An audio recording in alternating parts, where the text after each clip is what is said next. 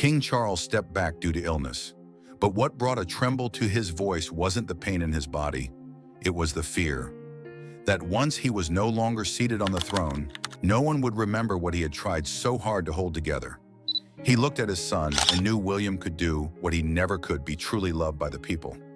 William is no longer the boy walking behind his mother's coffin. He's a man who knows exactly what he must do, not to become king, but to protect his wife and to defend the legacy of his mother, Princess Diana. When he speaks, the country listens, not because of his title, but because they trust him. And behind it all, Camilla felt betrayed. She wasn't informed. She wasn't consulted. She wasn't treated like a queen. To the public, Kate had become the new role model. To the royal household, Camilla was no longer at the center. She was angry. She was hurt, and she had no intention of staying silent. King Charles may still wear the crown, but the public is already looking to Prince William. And behind the scenes, Queen Camilla is furious, wounded, and ready to fight back. In the flickering amber glow of a study in Buckingham Palace, time seems to stand still, marked only by the steady tick of an ancient wall clock. The polished oak desk, witness to decisions that shaped the British monarchy, holds the weight of a moment unlike any other. King Charles III sits alone, his frail figure cloaked in the regal dignity of a monarch. The candlelight casts shadows across his gaunt face, etching deeper the lines carved by months of battling a cruel cancer. His eyes, weary yet profound, carry the weight of a century of sorrow, duty, and untold secrets. Before him stands a modest podium, a single microphone, wired to the nation's broadcast system. No crowds, no stage lights, just Charles, a trusted aide, lingering silently in the corner, and a message he knows will shake the monarchy to its core. It's his first public appearance in months, and all of England waits, from humble homes to ancient castles. "My dear people," Charles begins, his voice trembling slightly, as if each word fights to escape a burdened chest. Yet the gravitas of a king remains unshaken. "After months of reflection, with a heavy heart, I must make an unprecedented decision. This illness has robbed me of my strength, leaving me unable to fully carry out my royal duties. Therefore, I have chosen to step back temporarily, entrusting this responsibility to my son, Prince William, whom I believe will lead the monarchy with loyalty, honor, and unwavering dedication." He pauses, his gaze drifting into an unseen void, as if peering through the carved wooden walls to days long past. He speaks of his father, Prince Philip, who taught him the duty of protecting nature and loving his country through hunting trips and fireside talks.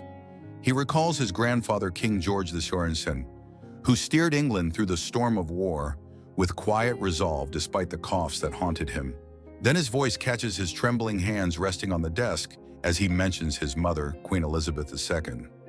"She taught me that the crown is not power but sacrifice," he says, his eyes glistening as if holding back a tear. "Today I sacrifice my role to secure the monarchy's future, a future I believe will shine brighter than ever."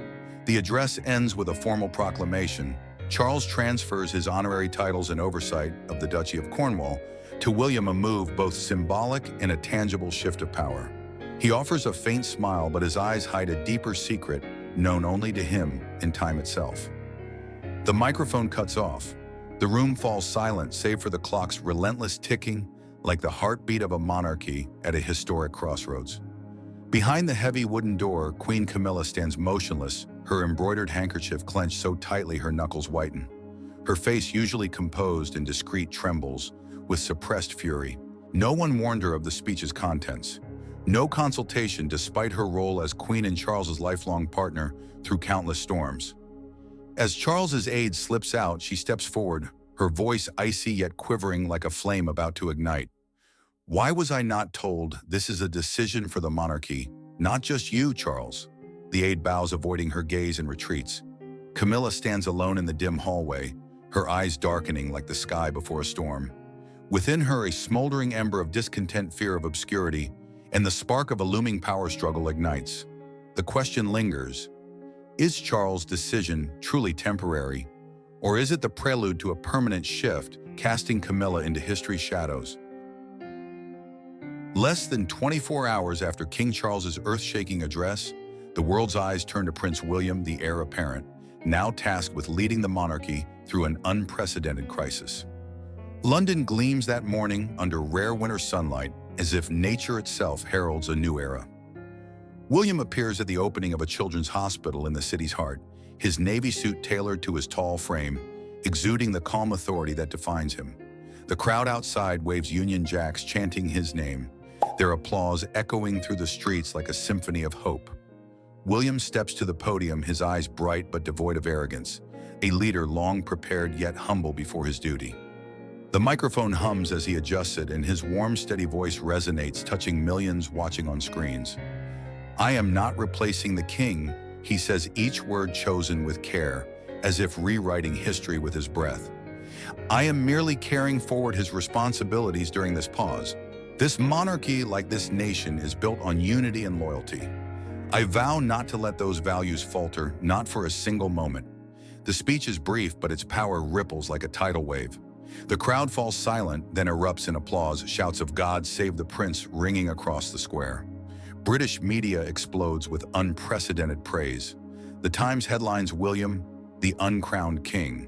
The Sun dubs him the monarchy's new breeze. The public sees in William not just an heir, but a true leader, ready to rise when the nation calls, with a warm heart and steely resolve. Beside him, Princess Kate appears, her health still fragile after months of cancer treatment. Her pale green dress clings to her slender frame, its soft hue mirroring the gentle smile she offers the crowd. Her chestnut hair glows in the sunlight, and her eyes shine with unmistakable resilience. She stands quietly by her husband, but every gesture, from the subtle hand squeeze after his speech to the encouraging glance as he steps down, signals they are a team, a unified symbol of hope and strength. As the event ends, Kate kneels to chat with a young girl holding a bouquet, her smile captivating the cameras. The image of William and Kate leaving the hospital hand in hand spreads across social media, captioned, "Love guides the monarchy." The press begins calling them the rebirth of Diana and Elizabeth, a perfect blend of Princess Diana's compassion and Queen Elizabeth II's steadfastness. Articles in BBC and The Guardian hail them as the new flame, revitalizing the monarchy, carrying hopes for a brighter future. The hashtag #WashYourWilliam and Kate trends on X, with millions sharing images and stories of the couple, from their shared struggles to their community advocacy. Meanwhile, at Clarence House, Queen Camilla sits alone in an opulent drawing room, her eyes fixed on the television screen. Her hands grip the velvet armrest, nails digging into the costly fabric. Each accolade for William and Kate feels like a sharp blade to her pride. She cannot bear the media's comparisons of Kate to Diana, as if she, Queen Camilla, who fought for years to be accepted, never existed. The image of Kate holding William's hand, her radiant smile, is a stark reminder that Camilla is being pushed out of the spotlight. She picks up the phone, her voice icy as she calls her media advisor. "Review the administrative powers William is holding," she orders, betraying no emotion. "I need to know exactly what he's doing and why no one is reporting to me." The advisor nods over the phone, their voice trembling with unease. Camilla hangs up her eyes, flashing with a mix of anger and fear. It's not just about power she fears being forgotten, becoming a shadow in the monarchy she spent a lifetime building. As the television shows William and Kate walking amid cheers, Camilla switches it off, but their image lingers. A bitter question echoes in her mind: can I let them take it all? In the days following King Charles' announcement, Princess Kate's radiance grows like an unquenchable flame amidst the royal storm. On London streets, her name is spoken with reverence, and ex-posts hail her as a symbol of resilience and compassion. Kate is more than a princess. She is the embodiment of hope, a future the public craves for the monarchy. But this adoration becomes a threat in Queen Camilla's eyes, who realizes this battle is not just for the throne, but for the narrative, a realm Kate dominates effortlessly. At Clarence House, in a secluded room with oak-paneled walls and crimson velvet drapes, Camilla gathers her trusted media team. The crystal chandelier's light highlights her sharp eyes, glinting like a blade. She sits at the head of the table, hands clasped tightly, her voice calm but chilling. "We need clarity on the Princess of Wales' health," she says, each word a carefully aimed arrow. On the surface, it's a gesture of concern, but those in the room know the true intent. Camilla seeks to sow doubt, to shake the public's faith in Kate's ability to be a future queen. "The public deserves the truth," she adds, a faint smile curling her lips, as if she's already envisioned the endgame. Within days, tabloids begin dripping poison. Kate exhausted after cancer. Treatment screams a Daily Mirror headline. Princess absent from key events. The Express insinuates paired with an unflattering photo of Kate looking weary. Can she handle the monarchy? The Sun's bold text spreads rapidly online like wildfire in a dry forest. Online forums buzz with comments from genuine concern to malicious whispers. She looks so frail, one user writes. How can a future queen keep resting like this, another questions. The public wavers, and Kate's once invincible image is shrouded in a cloud of doubt. But Kate Middleton is not one to crumble. In a bold move, she appears at the Royal Manchester Children's Hospital, where she's been a patron for years. That morning, Manchester's skies are gray, but Kate steps from the royal car like a burst of sunlight. Her chestnut hair is neatly tied back, her simple blue dress hugs her slim frame, and her warm smile captivates hospital staff and patients' families. She enters the pediatric cancer ward where children with wide eyes and fragile smiles await.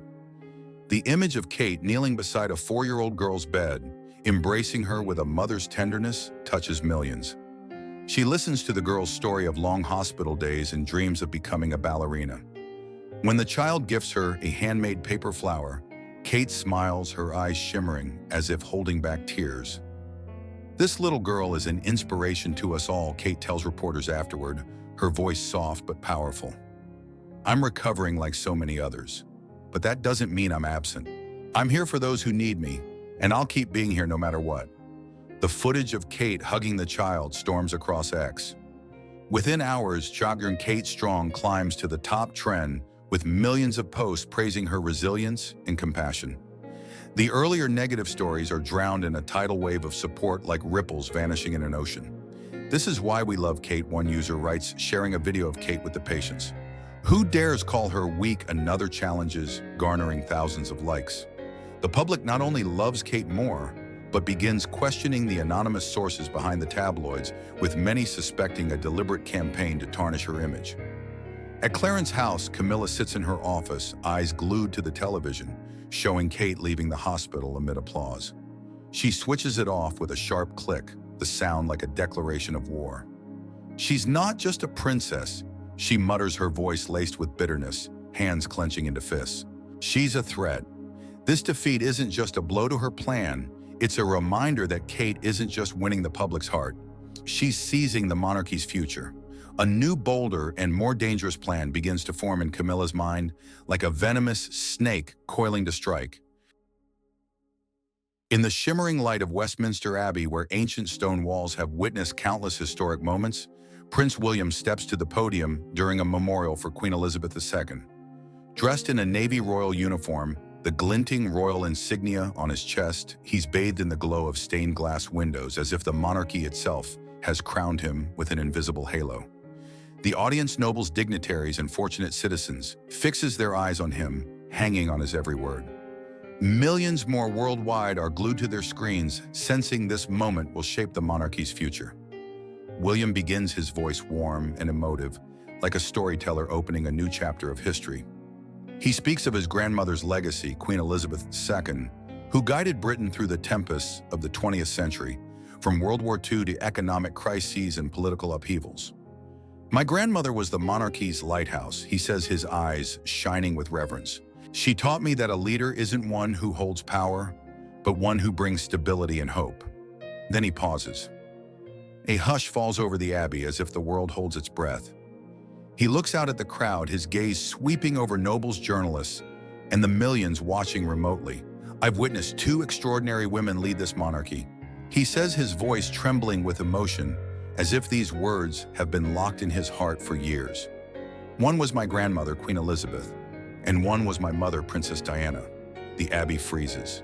Diana's name, ever present in the public's heart but rarely uttered in formal ceremonies, rings out like an undeniable truth.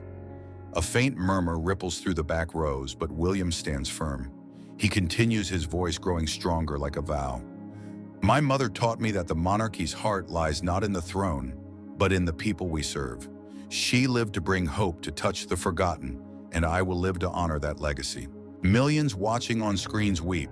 Diana's image, with her radiant smile and boundless heart, is reborn in William's words. On X, photos of Diana and Kate are shared side by side, captioned, "The Legacy Lives." The hashtag Diana Lives soars to the top with millions of posts praising William for publicly honoring his mother and Kate as the heir to Diana's flame. In that moment, Kate transcends her title as Princess of Wales. She becomes a symbol of compassion, strength, and a new future for the monarchy. The Guardian calls it William's Manifesto, while BBC declares it the dawn of a new era where Diana's legacy is formally celebrated. Camilla, preparing for a separate charity event at Clarence House, learns of this through an urgent call from an aide. She freezes mid-step in her dressing room, a glass of red wine in hand. "What did they do?" she asks, her voice low, but quivering with rage. The aide repeats William's speech, and when Diana's name is mentioned, Camilla's hand trembles, the glass slipping and shattering on the costly Persian rug. Red wine spreads like blood, and her face darkens, her eyes blazing with jealousy and deep-seated fear. The public doesn't need to remember Diana through Kate. Camilla snaps, her voice thick with bitterness, as if confronting Diana's memory itself. But they're trying to. She cancels her charity event, refusing to take the stage despite waiting reporters and guests. She retreats to her study, sitting alone in dim light, the glow casting harsh shadows on her face, now etched with defeat and fury.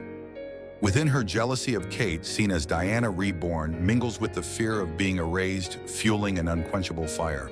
A haunting question echoes in her mind. If Kate truly becomes the monarchy's new icon, loved like Diana, what will remain of Camilla, Queen Camilla in history?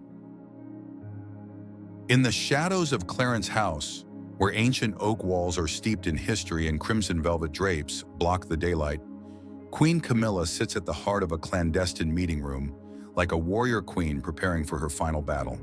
The dim chandelier light highlights her sharp eyes, now glinting with unrelenting resolve. Before her are her trusted advisors, loyal through her darkest days, when the public branded her the destroyer of Princess Diana's happiness. They sit in silence, sensing the storm brewing in their queen's heart, a tempest ready to sweep away any obstacle. Camilla is not one to surrender. After the humiliating failure to tarnish Kate's image through tabloid leaks, and the shock of William's Westminster speech where he honored Diana and elevated Kate as the monarchy's new symbol, Camilla knows time is against her. The public has chosen William and Kate. The press calls them the rebirth of Diana and Elizabeth, and she feels her position crumbling like a sandcastle before the tide. But what fuels her most is a rumor within royal circles. Charles summoned William to Buckingham Palace that morning in a private meeting from which she was excluded. No one reveals the details, but the aide's evasive glances make Camilla suspect Charles is solidifying William's power, sidelining her from the monarchy's core. "We need to activate the special Windsor Protocol," Camilla declares, her voice unwavering like a general commanding a decisive battle. Each word cuts through the room's heavy air. "If Charles cannot rule, I will take that role." The Special Windsor Protocol, a secretive mechanism rarely known designed to ensure the monarchy's stability in times of crisis. It allows the king's spouse to temporarily assume administrative duties if the monarch is incapacitated, but only with the king's signature. Camilla knows this and has prepared meticulously. On the table lies a slim dossier outlining the steps to activate the protocol, drafted by a royal lawyer who has worked for her in the shadows. The advisors exchange uneasy glances, but none dare oppose. They know Camilla isn't just defending her position, she's fighting to avoid being erased from history. Earlier that morning, before Camilla planned to confront Charles King, Charles III had summoned Prince William to a private room in Buckingham Palace. The space was warm, with a crackling fireplace and ancient bookshelves brimming with royal history, but the air was heavy with the gravity of their conversation. Charles sat in a leather chair, his face gaunt, but his eyes alight with resolve. "William," he said, his voice low but commanding, "I announced to our people that you would lead the monarchy during my rest. But today, I want to be clear, this is not merely temporary. I believe you and Kate will bring this monarchy into a new era, one of hope and unity." William, standing before his father, listened with reverence, unable to hide his emotion. Charles placed a hand on his son's shoulder, a rare gesture of affection. "I've seen how you and Kate face challenges," he continued. "The public loves you not just for your titles, but for your hearts. Let no one, however close, shake that confidence." Charles's words carried a deeper meaning, as if warning of palace intrigues without naming Camilla. William nodded, his eyes resolute yet determined. "I won't let you down," he said firmly, "and I'll protect Kate and my mother's legacy." That same day, before Camilla entered Charles's study, William had a brief encounter with her in a Buckingham Palace corridor. It was unplanned as Camilla headed to Charles's office. William, fresh from his meeting with his father, met her gaze, his eyes not hostile but unmistakably wary. "Your Majesty," he said, his voice calm but firm, "my father has entrusted the monarchy to Kate and me. I hope we can work together to maintain the royal family's stability for the sake of our people." His words, though polite, were a clear assertion of authority, a subtle message that he knows of her discontent and won't let her obstruct them. Camilla offered a thin smile, her eyes flashing with suppressed anger. "Of course, William," she replied, her tone sweet but icy. "I always put the monarchy first." But as William walked away, her smile vanished, replaced by a piercing glare, as if he'd given her another reason to act. Late that night, as Buckingham Palace's corridors fell silent, save for the distant footsteps of guards, Camilla entered Charles's study. The room was bathed in the silver glow of a full moon, streaming through a large window, highlighting the king's pensive silhouette. Charles sat at his desk, a cold cup of tea before him, his eyes weary but alert, as if he'd anticipated this visit. His gaunt face held a sharpness, as if he could see through any scheme. Camilla approached, her black silk dress rustling softly, clutching the neatly folded dossier. "Charles," she said, her voice gentle but laced with subtle coercion, "you need to sign this. The special Windsor Protocol will ensure the monarchy's stability while you rest. William is too young, too inexperienced to bear the entire monarchy. You know he's swayed by emotions, especially with the praise for Kate as Diana's echo. We need someone reliable to protect your legacy." She placed the dossier before him, her eyes locked on his face, searching for a crack in his resolve. Charles met her gaze, his eyes sharp as a blade cutting through the facade of gentleness she'd crafted. He smiled faintly, but it was cold, devoid of warmth. "Camilla," he said slowly, his voice low but commanding, "I've made my decision. William is my choice to lead the monarchy, not just now but into the future. We need no new king nor a queen driven by anger or schemes." He pushed the dossier aside, the gesture gentle but resolute, then turned to gaze out the window, where the faint moonlight illuminated the royal gardens shrouded in darkness. Camilla stood frozen, her hands gripping the dossier so tightly her knuckles whitened as if restraining a storm within. Charles's words weren't just a refusal, they were a clear statement that he'd placed his full trust in William, excluding her from the power's heart. The morning's meeting with William and William's veiled warning now crystallized in her mind like daggers piercing her pride. No more words were spoken. She turned and left, her heels clicking steadily on the marble floor, each step heavy with defeat. As the cold corridor closed behind her, Camilla paused, her eyes darkening like a sky before a tempest. "If I can't win by the rules, I'll win another way," she whispered, her voice a venomous vow. Within her, jealousy of Kate, seen as Diana reborn, merged with the fear of being forgotten, fueling an unquenchable fire. Charles' rejection, William's words, and Kate's radiance were like winds fanning that flame. Westminster Abbey, its ancient stone walls bearing the marks of centuries, stands resolute in London's heart, a silent witness to countless historic shifts. That morning, the Abbey's air is thick with solemnity and expectation as the world watches the grand memorial for Queen Elizabeth II, the year's most significant event, a moment for the British monarchy to affirm its endurance and unity. Light from vibrant stained glass windows cast kaleidoscopic patterns on the marble floor, as if the Queen's spirit lingers observing her successors. But in this sacred space, an unspoken shift unfolds, a transfer of power, unannounced but undeniable. King Charles III is absent, citing health concerns after months battling cancer. His absence, though justified, feels like a silent proclamation that his era is fading.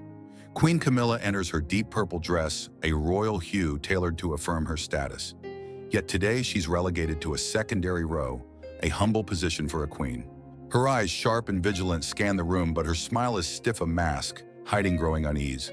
Her role is overshadowed not just by Charles's absence, but by the commanding presence of the couple stepping into the spotlight, Prince William and Princess Kate. William, in a Navy Royal uniform, radiates regal calm. The royal insignia gleams on his chest, and each step on the Abbey's stone steps is assured as if he's long been ready for this burden. Beside him is Kate, elegant and radiant in a pearl-colored gown, its soft fabric clinging to her slender frame, highlighting her resilience post-cancer treatment. Her eyes shine free of weakness, and her gentle smile to William signals their unity, a symbol of love, strength, and hope. They hold hands ascending the Abbey's steps, and in that moment, the world seems to pause. The image, powerful and flawless, suggests the monarchy has found its future, one no longer Charles or Camilla's, but William and Kate's. As William steps to the podium, the Abbey falls silent, save for the faint echo of his shoes on the stone. He looks out at the crowd, nobles, dignitaries, and select citizens, then upward, as if addressing millions watching worldwide. His voice, warm and emotive, resonates through the ancient walls. This is not an era's end. It is an era carried forward by loyalty, love, and faith in the future. The words, though brief, are a manifesto not just for the monarchy, but for the world. He speaks of his grandmother's legacy, Queen Elizabeth II, who guided Britain through turmoil with steadfast sacrifice. But he also speaks of the future one he and Kate will build, rooted in the monarchy's timeless values. We're not just honoring the past. William continues, his eyes blazing like fire. We're writing the next chapter of this monarchy with loyalty to our people, love for our nation, and faith that we can overcome any challenge. The crowd outside the Abbey, gathered under London's grey skies, erupts in applause. Shouts of "Long live the Prince" thunder, drowning out Big Ben's chimes. In that moment, William is more than a prince. He's the embodiment of a king, though the crown hasn't yet touched his head. On X, images of William and Kate on Westminster steps spread like wildfire, captioned, "The new monarchy begins." The Telegraph calls it a defining moment, while CNN notes that the crown, though not yet passed, tilts toward William. The hashtag #WashSureWilliam and Kate trends with millions of posts hailing the couple as symbols of a new era of unity, hope, and renewal. But in the Abbey, from her secondary seat, Camilla watches the young couple with an icy stare, as if her heart has turned to frost. Her purple dress, chosen to assert her royal status, now makes her seem a lone figure pushed from the light. Each of William's words, each of Kate's handholds feels like a dagger to her pride. She knows the throne hasn't fallen. Charles remains king, at least in name, but it has tilted, and not toward her. In that moment, Camilla realizes her battle isn't just with Kate, but with a legacy she cannot touch: Diana's boundless compassion, Elizabeth's towering resolve, and now William and Kate's as they become the future's icons. She sits motionless, hands clasped tightly, nails digging into her palms, leaving red marks. The smile she forced has vanished, replaced by a rigid expression like a stone statue. As William finishes and descends, holding Kate's hand amid roaring applause, Camilla feels a surge of jealousy and fear flood her chest. It's not just about power. She knows the public, the press, and perhaps even Charles have chosen William and Kate. She, Queen Camilla, who fought for decades to be recognized, now faces the risk of being forgotten, overshadowed by the young couple's brilliance. As the ceremony ends, Camilla leaves the Abbey without a word, moving swiftly past reporters, clamoring for photos and questions. She declines all interviews, her eyes avoiding cameras, as if shielding the burning defeat within. In the armored car returning her to Clarence House, she sits silently, gazing out at London's streets fading in the dim twilight. Her face is somber, but her eyes flicker with a stubborn spark, a fire not yet extinguished. "They think they've won," she whispers too low for the driver to hear. But this game isn't over. As the car halts at Clarence House, Camilla steps out, her purple dress rustling in the cold breeze.